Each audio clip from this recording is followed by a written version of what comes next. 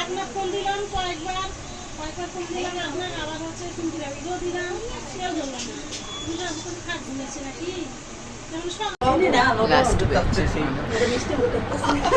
আমরা যখন আসলেন না খাইলো দেখতে দেখতে বইয়া দেখতে গোসল করতেছে এলো না ভাবি কোনটা নিয়ে কয়টা বইতেছেন ওই যে ছাউটা দেখতে হচ্ছে